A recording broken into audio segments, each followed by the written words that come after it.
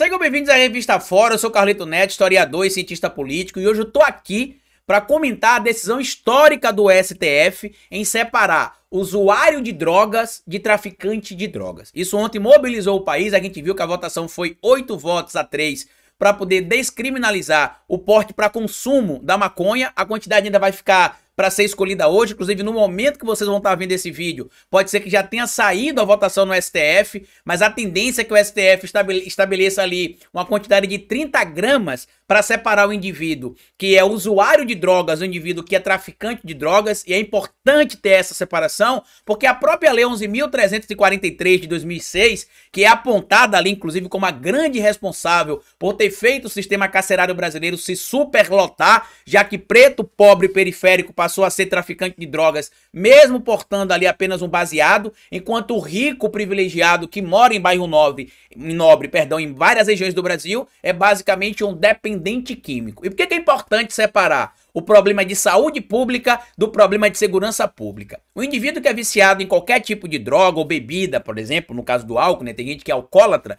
ela tem um problema de saúde pública. Então ela tem de ser direcionada para um tratamento médico. O indivíduo que trafica drogas, ele tem um problema de segurança pública. Então ele tem de ser enquadrado no que estabelece a lei. O grande problema, inclusive uma pesquisa do INSPE mostrou isso recentemente, é que só na cidade de São Paulo, 41 mil negros foram presos, acusados de serem traficantes de drogas, na mesma condição em que se encontravam, por exemplo, pessoas brancas. O que isto quer dizer, Carlito? Que por não ter um critério exatamente claro na lei 11.343/2006, no seu artigo 28, o magistrado, por livre e espontânea, entre aspas, vontade, decide ele mesmo entender que o indivíduo era traficante de drogas ou não. Só para vocês terem noção, por exemplo, eu estava lendo aqui uma pesquisa que foi feita na Universidade de Direito, né, do Largo de São Francisco. Se descobriu ali, a pesquisa foi conduzida pelo juiz Marcelo Semer, sob orientação de Maurício Dieter, lá na Faculdade de Direito do Largo de São Francisco, e eles observaram que 50% dos encarcerados no Brasil, enquadrados na lei de drogas, foram presos, portando menos de 100 gramas de maconha e menos de 50 gramas de cocaína. Esses indivíduos não são, em tese, traficantes. Tanto que a lei e a magistratura arranjou até um termo para poder se referir a eles. A lei não, né? Mas a magistratura, utilizando a lei, utilizou-se um termo para se referir a eles. O Ministério Público utilizou um termo para se referir a eles. Microtraficantes. É um indivíduo, por exemplo, que está portando 5 gramas de maconha e é enquadrado como traficante de drogas. Para quem não sabe o que é 5 gramas, tá? É um sachê de sal. E aqui, nesse vídeo polêmico, que eu sei que é polêmica essa pauta, não se trata de liberar ou não liberar a maconha, não se trata de eu ser a favor ou contra a liberação da maconha, não se trata de você ser a favor ou contra a maconha. Se trata do pedido legal estabelecido na Constituição Federal, no artigo 5º, que diz que todos são iguais diante da lei. Por que que na hora de se aplicar a lei para o branco é de um jeito e para um negro é de outro jeito? A gente sabe que, em via de regra, isso acontece em todos os crimes que são acometidos na sociedade brasileira. O preto, pobre e periférico é visto de uma maneira, e o branco, rico e privilegiado é visto de outra. Só que no caso das drogas, o impacto é severo, porque estima-se que cerca de 30% dos presos brasileiros hoje foram presos porque foram enquadrados na lei de drogas. A gente tem aproximadamente ali 1 milhão de presos, vamos arredondar esse valor, tá? 1 milhão de presos. Você teria ali menos de 300, você teria 300 mil presos fora da prisão, em tese, se a quantidade que eles estavam portando não fosse enquadradas em tráfico de drogas. É claro que eu não estou incluindo aqui, por exemplo, os mais de 300 quilos que foram encontrados no caminhão da família do Jorge Seife, né? Os mais de 40 quilos, se não me falha a memória também, que foram encontrados ali, né? Em tese também ligados à família do Seife, de haxixe. Eu não estou incluindo essa quantidade. Eu estou falando de pessoas que estão portando para o consumo. Viciados em drogas, como bem disse o ministro Dias Toffoli, não podem ser taxados como bandidos. Eles têm um problema de saúde pública. Eu já tive na minha família um parente, né, e ainda tenho, lamentavelmente, que é dependente químico. A dependência química dele é com álcool. E tem mais de 20 anos que a gente tem tratamento. Ele trata de uma maneira e para, trata de uma maneira e para. E quando ele tem um tratamento correto, né, que ele vai na clínica, que ele tem acompanhamento médico, ele passa às vezes anos e anos. A última vez que ele ficou, né, nesses estágios aí sem beber, ele ficou acho que mais de 12 anos sem beber. Voltou a beber recentemente, já levamos de novo para o tratamento em uma clínica. E não se pode, eu tô falando isso pra vocês porque eu vivo isso na minha família. Tanto na questão do álcool, como na questão das drogas também. Eu tenho pessoas na minha família que já foram internadas para fazer tratamento em vício em drogas. Gente que teve a oportunidade ali de ser tratada e ser reinserida na sociedade. Enquanto a maioria dos indivíduos são jogados no sistema carcerário brasileiro, tá? Cai no colo das facções criminosas e o indivíduo entra ali porque fumou um baseado. Eu também mostrei aqui há um tempo atrás, em um papo que a gente teve aqui na revista Fórum mesmo, que a maioria dos indivíduos que foram presos portando maconha ou portando outras drogas, né? Eles foram presos, em alguns casos, né? Com um baseado. Foram presos sem nunca ter tido passagem pela polícia, nunca ter feito parte de nenhuma facção criminosa e a grande maioria tinha registro profissional, ou seja, estava trabalhando de carteira assinada. A polícia simplesmente pegou ele numa região de periferia e falou: não, se é preto, se é pobre, vai pra cadeia. E só pra vocês verem que isso aqui não se trata de balela de boca pra fora, tá? Eu vou trazer um dado pra vocês aqui que foi divulgado pelo próprio Tribunal de Justiça de São Paulo e o Instituto de Criminalística em julgamentos de 2017. Esse material foi publicado na agência pública e traz um dos gráficos que eles trazem é esse aqui, ó. Pra você ter noção, para um negro que foi preso acusado de tráfico de drogas, ser enquadrado como traficante de drogas, ele precisou estar portando 136 gramas e meia de maconha. Para um branco ser considerado traficante de drogas, ele teve de estar com quase meio quilo. Ou seja, praticamente 5 vezes mais. E por que o STF tomou essa decisão, Carlito? Que até gerou ali incômodo no Rodrigo Pacheco, que é branco, rico e privilegiado, nunca vai passar, né, pelo sistema carcerário por estar fumando baseado, por estar cheirando um pó, se ele for usuário dessas drogas. Estou dando só um exemplo para vocês aqui. Ele ficou chateado porque tem 9 anos que o STF espera uma decisão do Congresso que estabeleça a quantidade para ser considerada tráfico e para ser considerada usuário.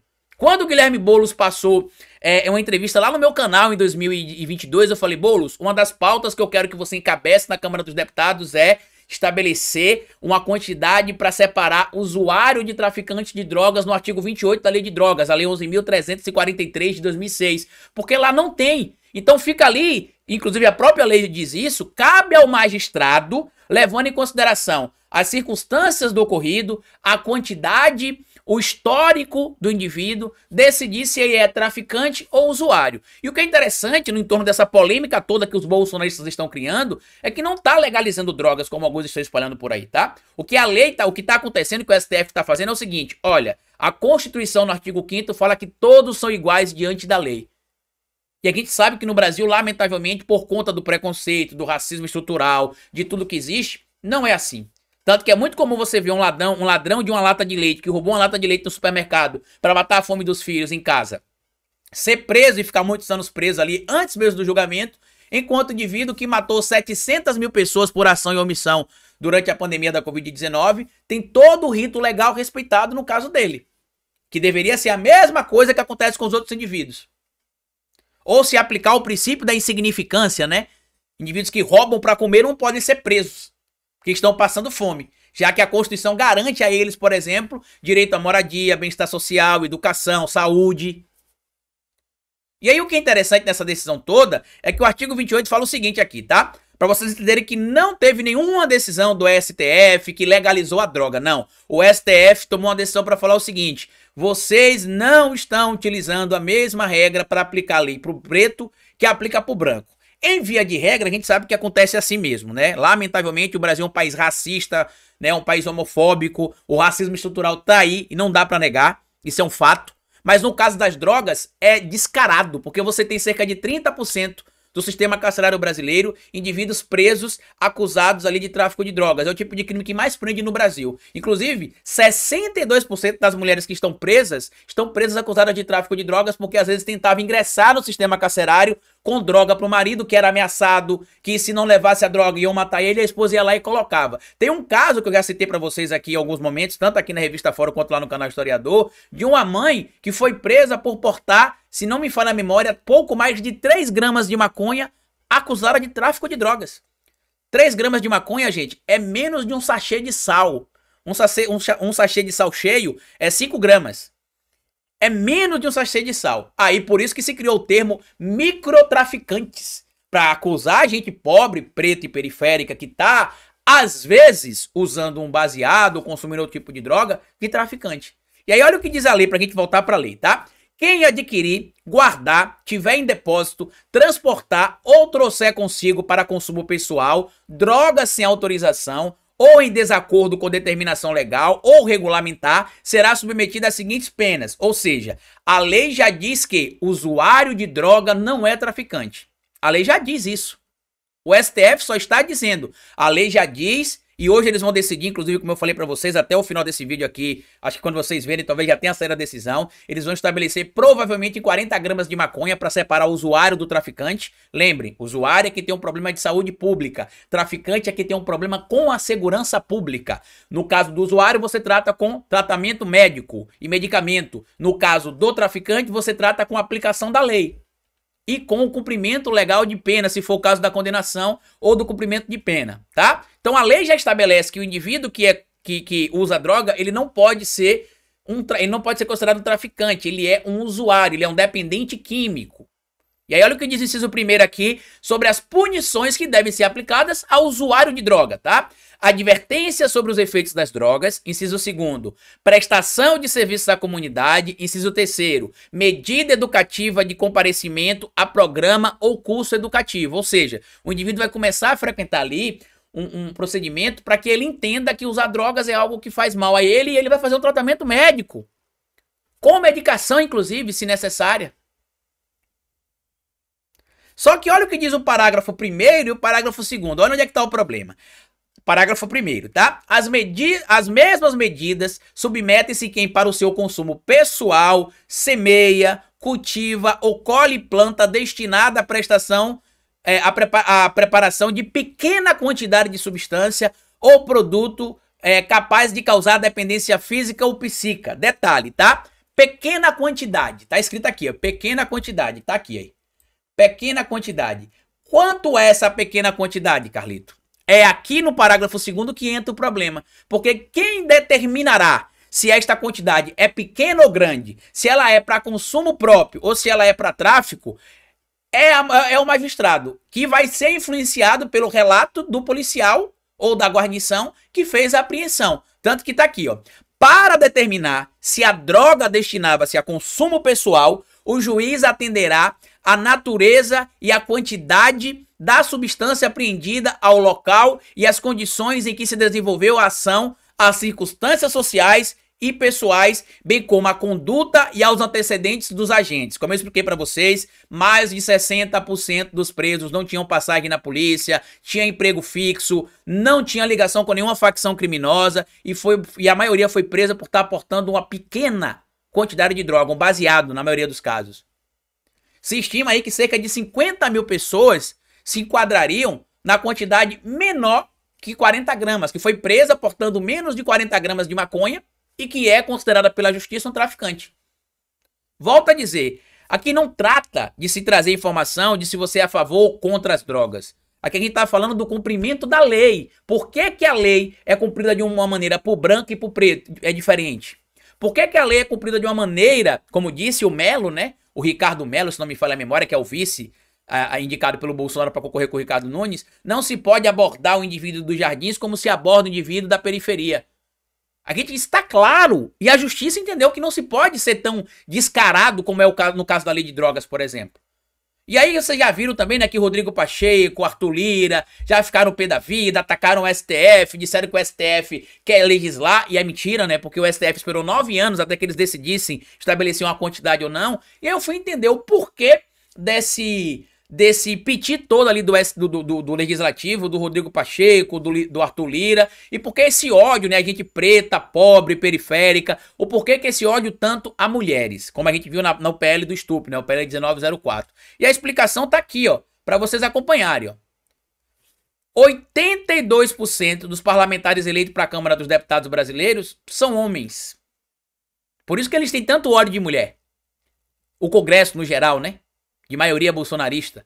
Apenas 18% é mulher. No Senado, 85% dos parlamentares eleitos são homens. 15% são mulheres. Calma que piora aqui o que eu quero trazer, tá?